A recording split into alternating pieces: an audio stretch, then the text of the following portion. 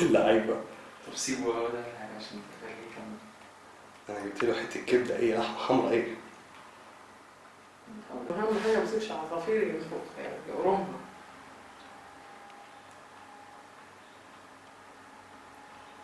ياكل في الحنين يعني يجي ولادك يجوا معاه يجيبوها يعملوها بالزيت ياكلوها هم وكانوا مع الصقر عيش وملح.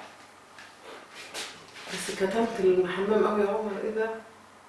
هات الحته الاخرانيه دي اللي بس هو فعلا ابتدى ياكل لما شلتيه من القفص الطمط بقى ياكل اكتر. لا ما هياكل، قلت له ياكل. هو الحيوانات مخلصه والطيور. شد بص قفشها بايده كانها فريسه. ما هي فريسه بس مش عارف يشدها. ولا ده غبي كل مره نفس الغلط كده يا اما بتسيحيني وانا بصور فيديو. بص قفش فيه تقيل. ايوه سداح بقى، فرتج اللحمه سداح. يا عم سداح ايه، ما تهدى بقى. هو اسمه سداح. هو كان في بتاع اللي هو طاش ما طاش. طاش مطاش. لسه طاش مطاش كان تمثيليه اللي هي بتاعت السعوديين دول، فكانوا مسمين البتاع بتاعهم سداح.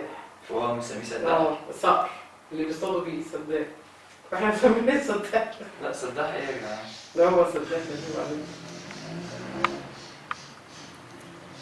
طبعا لوتي ما بين الصقر وما بين العصافير هتجي لها حاجه سميه مرسي. مرسيكو. سميه سيسي. يا لهوي. لا يا شيخ سيسي. هتنطقوا ليه؟ خليه نضيف. سموه مرسي. لا هو مرسي صقر. سموه العترة. مرسي صقر. لا العترة. هنسميه مرسي. مرسي ايه يا طنط؟ صقر ايه ده يا طنط؟ ده ما تحصلش.